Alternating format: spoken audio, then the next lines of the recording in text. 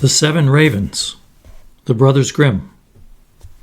There was once a man who had 7 sons, and still he had no daughter, however much he wished for one. At length his wife again gave him hope of a child, and when it came into the world it was a girl. The joy was great, but the child was sickly and small, and had to be privately baptized on account of its weakness. The father sent one of the boys in haste to the spring to fetch water for the baptism. The other 6 went with him, and as each of them wanted to be the first to fill it, the jug fell into the well. There they stood and didn't know what to do, and none of them dared to go home. As they still did not return, the father grew impatient and said, "They've certainly forgotten it for some game, the wicked boys." He became afraid that the girl would have to die without being baptized, and in his anger he cried, "I wish the boys were all turned into ravens." Hardly was the word spoken before he heard a whirring of wings over his head in the air, looked up and saw 7 coal-black ravens flying away. The parents could not recall the curse, and however sad they were at the loss of their 7 sons, they still, to some extent, comforted themselves with their dear little daughter, who soon grew strong and every day became more beautiful. For a long time she didn't know that she had had brothers, for her parents were careful not to mention them before her. But one day she accidentally heard some people saying of herself that the girl was certainly beautiful, but that in reality she was to blame for the misfortune which had befallen her 7 brothers. Then she was much troubled, and went to her father and mother and asked if it was true that she had had brothers, and what had become of them. The parents now dared keep the secret no longer, but said that what had befallen her brothers was the will of heaven, and that her birth was not to blame. But the maiden took it to heart daily, and thought she must save her brothers. She had no rest or peace until she set out secretly, and went forth into the wide world to find her brothers and set them free, let it cost what it might.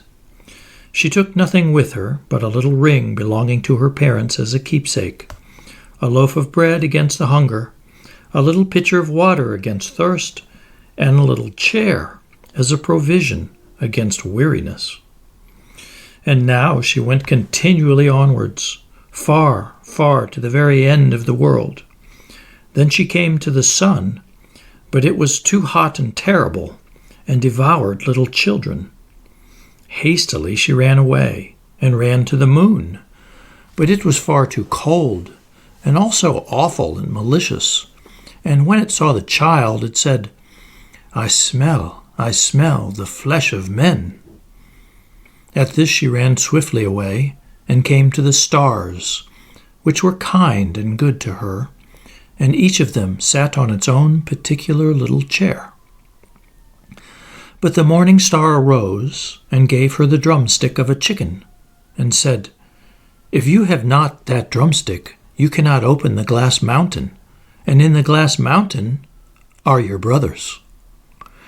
The maiden took the drumstick, wrapped it carefully in a cloth, and went onwards again until she came to the glass mountain. The door was shut, and she thought she would take out the drumstick, but when she undid the cloth it was empty, and she had lost the good star's present. What was she now to do? She wished to rescue her brothers, and had no key to the glass mountain.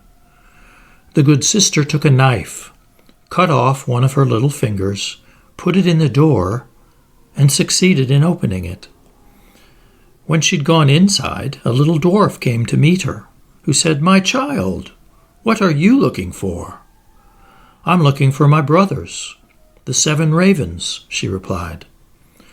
The dwarf said, "The Lord Ravens are not at home, but if you will wait here until they come, step in."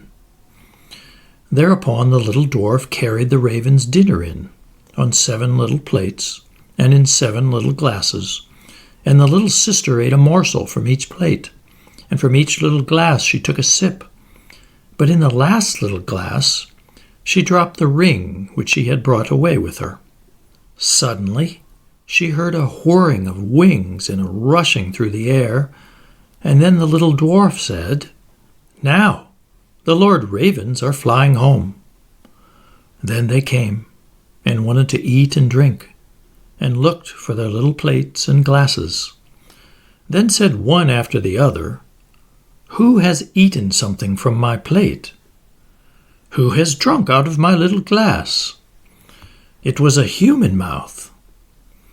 And when the seventh came to the bottom of the glass, the ring rolled against his mouth. Then he looked at it, and saw that it was a ring belonging to his father and mother, and said, "God grant that our sister may be here, and then we shall be free." When the maiden who was standing behind the door watching heard that, she came forth, and at this all the ravens were restored to their human form again, and they embraced and kissed each other and went joyfully home.